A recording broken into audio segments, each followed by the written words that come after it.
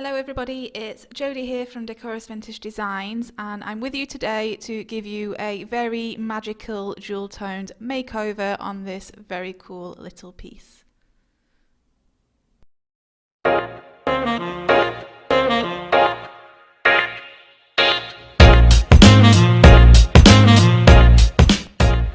Alright, so what I'm going to be using today is some cobalt, which is a really deep vibrant blue, and also some of the gilt, which is a turquoise, and these are going to make up my base layers. So what I have here is just one of those disposable palette thingies, a tear off palette, and I'm just going to pour a little bit of the cobalt out onto here. I always pour too much, always, but it's fine. And I'm also going to pour out a little bit of the gilt, kind of just next to it, like that. Okay. So then I'm kind of just going to dip them both in with my scarlet brush like that. And my scarlet brush is looking a little bit of worse for wear, but it's fine because it's just the base layer, so it's okay.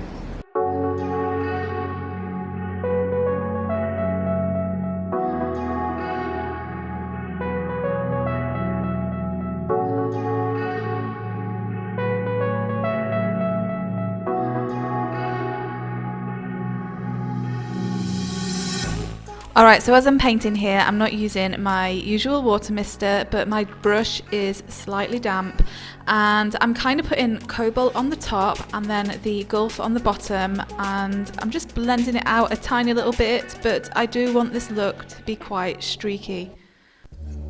Whenever I feel like the two blues are starting to blend together a little bit too much, I go back in and I dip my brush back in and I separate them again by dipping half of my brush in the cobalt and half of my brush in the turquoise, which is the gulf. And I'm also painting over my pulls today because I want my pulls to look like part of the piece. And as always guys, everything I'm using today is listed below in case you get a little bit lost, and you can also support my channel by grabbing your supplies through the links below too.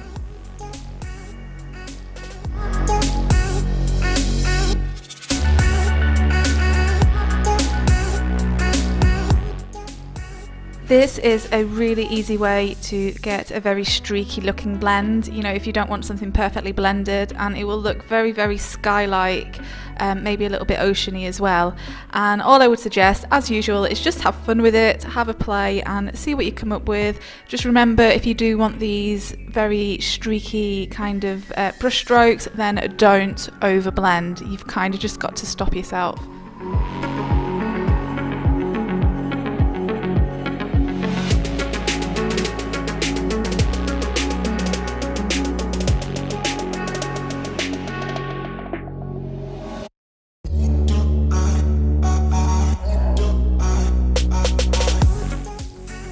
Alright, so the base layer has now dried, and I have put the chest of drawers on its back, and in my mister bottle I have mixed a 50-50 solution of mermaid tail to water, and I'm just going to spray that all over the piece.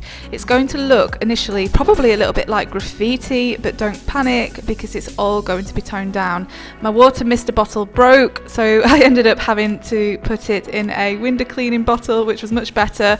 So I just sprayed the mermaid tail oil all over, and then I got my water mister, which is full of clear water, and I also pooled all of that up and created some pools of mermaid tail, and I'm trying to get a watercolour tie-dye effect here.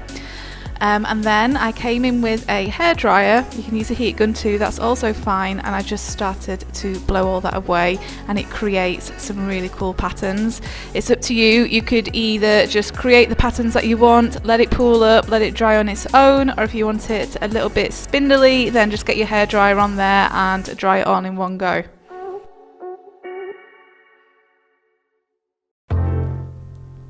Once my mermaid tail was dry, and then repeated the same process with peony, and this really does look like graffiti now, but again it's going to be toned down because I'm going to mist water on it, and then I'm going to use my hairdryer.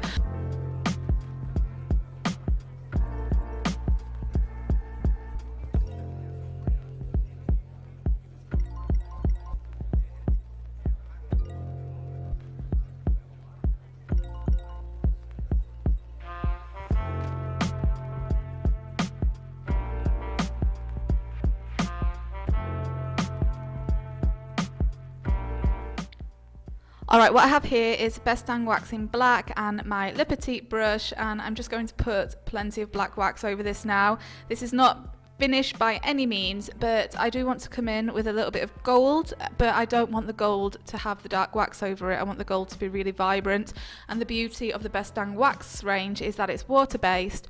All of the products I'm using today are water based, so it means that I can paint over the top of them and layer over the top of them. So you can see here that it really does dramatically start to change the piece. If you guys are not a fan of dark wax the way I am, then you don't have to do this step, but I personally love black wax, and you know, it's always one of my go-to products, so I'm going to change the look of this. And then I just went in with a little bit of a sponge. It's just a soft sponge, and I dampened it, and then I just started to wipe some of it away just to kind of soften it all up.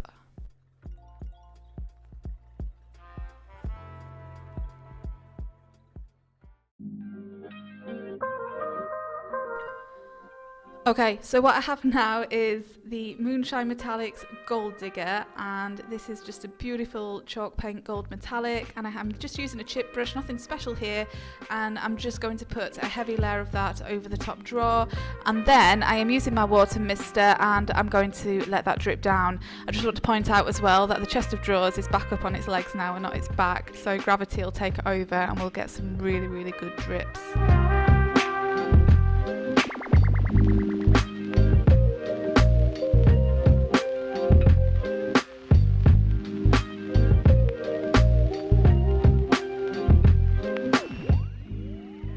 Just keep working this in sections as well, so start off with the top drawer, let it drip a little bit, and then if you're thinking, okay, there's way too many drips here, then grab your brush and just brush some of those drips out, and then once you're happy, move on to the drawer below and repeat the process, and then on the third drawer, repeat the process again, and then you'll just find that you get this very cool kind of gold patinaed look.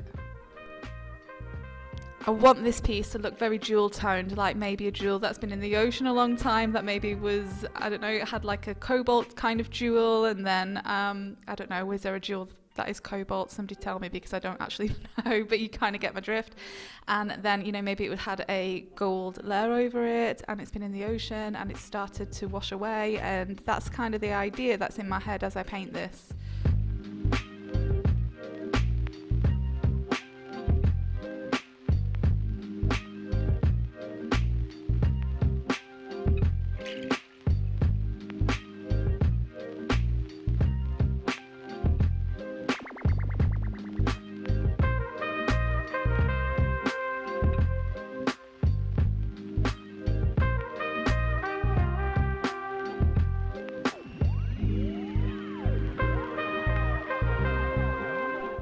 Alright, it's time to seal this piece, and I'm using the mini synthetic brush, and I'm actually using a clear coat today, and I'm using gloss. I have never used the gloss clear coat to seal a piece of furniture before, but what I thought was, if we're going for that true jewel toned look, then obviously a jewel would have a strong reflection of it, and so that's what I was kind of thinking here. I was like thinking, okay, if I use the gloss clear coat, then it's going to give a more jewel toned kind of shine. So yes, I was really, really excited by this because I love doing things I've never done before, and I really wanted to experiment and just see what happened. So the reason why I'm using the mini brush as well is because it's synthetic, which means fewer brush strokes, and also the clear coat is self-leveling, so it will dry nice and flat. Just make sure to take your time and not to go in there heavy-handed.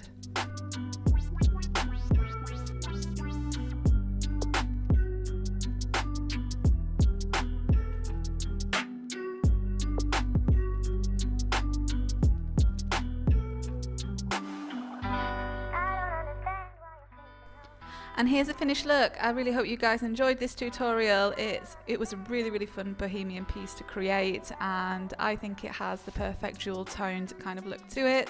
Let me know in the comments whether or not you like these kind of jewel toned bohemian colours, whether or not you would like to try something like this. And as always guys, have a great time painting and take care. Bye bye.